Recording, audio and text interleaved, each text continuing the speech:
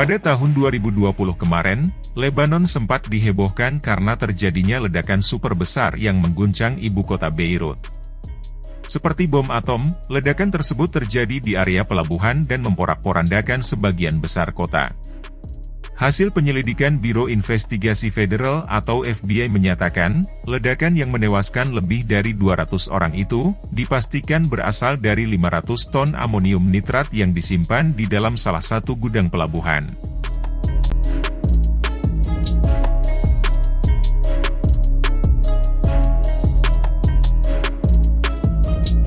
Lebanon adalah negara ketiga yang mengakui kemerdekaan Indonesia pada 29 Juli 1947. Dan hubungan diplomatik secara resmi didirikan pada tahun 1950.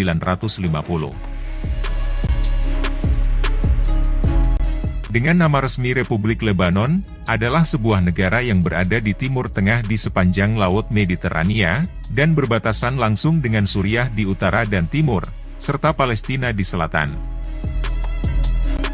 Meskipun terletak di Timur Tengah, Lebanon tak memiliki gurun pasir, malah justru memiliki hutan yang cukup luas. Dikutip dari Worldometer, populasi Lebanon pada tahun 2023 diperkirakan sekitar 6,7 juta jiwa. Dan lebih dari 90% penduduk Lebanon merupakan etnis Arab, dan sisanya berasal dari etnis Armenia, Kurdi, Yahudi dan lain-lain. Selain itu, terdapat dua agama besar di Lebanon yaitu Islam sekitar 54%, dan Kristen sekitar 40,5%, yang terbagi ke dalam 18 sektarian. Lebanon mendapatkan julukan Paris dari Timur Tengah, karena kosmopolitannya dan juga memang negara ini bekas jajahan Perancis. Pola kehidupan atau karakteristik masyarakat Lebanon dikenal cukup modern, dinamis, snobis dan konsumtif. Hal ini dapat dilihat dari pola berpakaian, jenis kendaraan yang umum terlihat di jalan raya, maraknya pusat-pusat perbelanjaan mewah, hingga kehidupan malam mereka. Tidak heran jika bangsa Lebanon juga sering dikatakan sebagai bangsa Arab yang paling terbaratkan atau westernized. Tidak hanya itu, Lebanon adalah satu-satunya negara Arab yang memiliki kasino besar yang bernama Kasino Du Leban. Sumber perekonomian Lebanon berasal dari sektor pertanian, industri dan jasa. Menurut data resmi Bank Dunia pada tahun 2021, tercatat produk domestik bruto atau PDB Lebanon sebesar 23,13 miliar dolar Amerika. Lebanon menganut sebuah sistem politik khusus, yang dikenal dengan konfesionalisme atau sektarian, di mana kursi kekuasaan dibagi-bagi, yang didasarkan perwakilan dari aliran-aliran agama yang berbeda-beda. Jadi setiap agama, akan mendapatkan jatah kursi di pemerintahan, militer dan pegawai negeri. Namun 3 posisi kunci pemerintahan negara hanya diduduki oleh 3 sekte besar, yakni kursi presiden dari agama Kristen Maronit, Perdana Menteri dari Muslim Sunni, dan Ketua Parlemen dari Muslim Syiah. Sistem konvensionalisme yang membagi kekuatan politik berdasarkan kelompok agama dan sekte ini, dianggap sangat rentan menimbulkan perpecahan sosial politik, mengingat setiap kelompok politik berafiliasi pada kekuatan-kekuatan yang mempengaruhi situasi regional, seperti kelompok pro-Suriah pro-Iran maupun pro-Barat. Tidak heran hingga saat ini, Lebanon termasuk negara yang rawan konflik. Diketahui Lebanon pernah mengalami perang saudara akibat kesenjangan sosial dan politik, akibat dari sistem sektarian tersebut yang menimbulkan ratusan ribu korban jiwa pada tahun 1975. Akibat perang saudara itu, Lebanon mengalami kehancuran infrastruktur hingga perekonomiannya ikut hancur. Baru pada sekitar tahun 1990, pasca selesainya perang saudara, perekonomian Lebanon mulai membaik. Akan tetapi kedekatan Lebanon dengan Iran yang dipengaruhi oleh kelompok Hizbullah yaitu organisasi politik dan militer dari kelompok Syiah yang berbasis di Lebanon, membuat Lebanon ditimpa masalah baru. Di mana negara-negara Arab yang mayoritas berpenduduk Islam Sunni, banyak menarik diri untuk menghentikan kerjasama dan bantuan dengan Lebanon. Padahal negara-negara Arab yang mayoritas Sunni ini menjadi salah satu penyumbang besar dalam membangun ekonomi Lebanon. Akibatnya ekonomi Lebanon mengalami keterpurukan lagi. Dan puncaknya pada tahun 2019, masyarakat Lebanon melakukan aksi besar-besaran turun ke jalan untuk memprotes pemerintahan Lebanon yang dianggap gagal dan lemah, serta tingginya ketimpangan dan keruntuhan ekonomi yang terus membayang dan menolak afiliasi sektarian. Namun, aksi warga Lebanon mendapat perlawanan dari kelompok Hizbullah yang turut menjadi bagian dari pemerintahan di negara tersebut. Ekonomi Lebanon mendekati krisis, dengan utang nasional mencapai 150% dari produk domestik bruto atau PDB. Dan cadangan devisa Lebanon juga ikut anjlok hingga 30%, yang hanya tersisa sekitar 10 miliar dolar Amerika.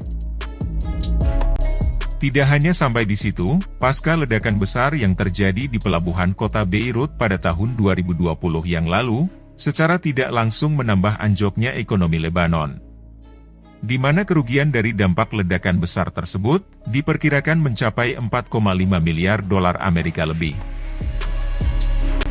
Tidak hanya itu, pelabuhan tersebut juga menjadi pintu masuk utama keluar masuknya barang dari luar negeri, yang secara otomatis memperburuk ekonomi Lebanon. Masalah semakin bertambah pasca munculnya COVID-19, yang membuat ekonomi Lebanon benar-benar hancur. Krisis keuangan kian parah di Lebanon, bahkan warga pun terpaksa merampok uangnya sendiri di bank tempat mereka menyimpan uang. Hal tersebut terjadi lantaran bank-bank di negara tersebut membatasi penarikan uang tunai hanya sebesar 400 dolar Amerika atau sekitar 6,12 juta rupiah setiap bulan. Jumlah tersebut tidak cukup untuk sebagian orang yang memerlukan uang tambahan untuk membayar kebutuhan mereka. Alhasil kebijakan tersebut memicu terjadinya perampokan di sejumlah kantor bank di Lebanon.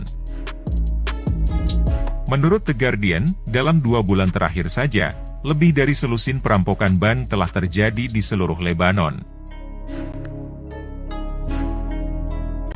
Krisis yang dialami Lebanon menurut Bank Dunia, masuk menjadi 3 krisis terburuk di dunia sejak tahun 1800-an. Menurut Bank Dunia, Lebanon tidak cuma termasuk negara dengan krisis paling parah di dunia, tetapi juga dipastikan mengalami vakumnya lembaga-lembaga negara yang semakin memperlambat resolusi krisis dan reformasi kritis. Terhitung sejak Maret tahun 2020 yang lalu, Bank Dunia mendegradasi status Lebanon ke kelompok negara berpenghasilan rendah dan menengah. Kontraksi ekonomi yang dibarengi anjloknya mata uang pound Lebanon hingga sebesar 95%, berakibat pada anjloknya populasi kelas menengah di Lebanon. Warga yang biasanya berpenghasilan 1.500 pound Lebanon atau setara 1.000 dolar Amerika per bulan, sekarang nilainya kurang dari 200 dolar Amerika. Oleh sebab itu, diperkirakan jutaan warga Lebanon akan jatuh miskin. Menurut Direktur Zovigian Partnership, yaitu lembaga investasi yang fokus pada intervensi sosial dan ekonomi mengatakan, ambruknya sektor swasta dan kontraksi pada kas negara, telah mendorong lonjakan angka pengangguran di Lebanon. Lebanon kini sedang menjalani dolarisasi perekonomian nasional, di mana penduduk Lebanon kini banyak menggantungkan pemenuhan kebutuhan mereka dari kiriman uang sanak keluarganya yang bekerja di luar negeri. Saat ini pemerintah di Beirut sudah mendapatkan pinjaman senilai 3 miliar dolar Amerika dari Dana Moneter Internasional atau IMF. Tapi rencana pemulihan ekonomi yang digodok pemerintah tidak mencantumkan bantuan bagi warga miskin. Menurut peneliti The Tahrir Institute for Middle East Policy kepada dw.com mengatakan, 3 miliar dolar Amerika itu hanya cukup untuk mengukuhkan ekonomi Lebanon agar mandiri mengingat jumlah kerugian di sektor keuangan setidaknya mencapai 70 miliar dolar Amerika. Peneliti tersebut menambahkan, stabilisasi ekonomi makro adalah satu-satunya solusi untuk menyelamatkan Lebanon dari kebangkrutan dan mencegah bencana kelaparan. Namun, kemajuan menuju penyelesaian paket bailout IMF senilai 3 miliar dolar Amerika itu, sebagian besar terhenti yang dikutip dari Republika. Alasannya para pejabat IMF mengatakan, pejabat Lebanon dianggap lamban mereformasi yang diperlukan untuk mencapai kesepakatan. Pejabat IMF menambahkan, kelambanan yang terus-menerus akan membuat negara itu berada dalam krisis tanpa akhir yang dapat menyebabkan hiperinflasi. Dikutip dari Republika, Komisaris Uni Eropa untuk Manajemen Krisis Janez Lenari mengatakan, Uni Eropa akan memberikan 60 juta euro dalam bantuan kemanusiaan ke Lebanon pada tahun 2023. Akan tetapi Lenari memperingatkan, bahwa bantuan semacam itu bukan solusi jangka panjang yang berkelanjutan untuk mengatasi krisis keuangan besar-besaran di Lebanon. Dia mengatakan, untuk keluar dari krisis, Lebanon perlu memilih seorang presiden dan menandatangani kesepakatan dengan IMF.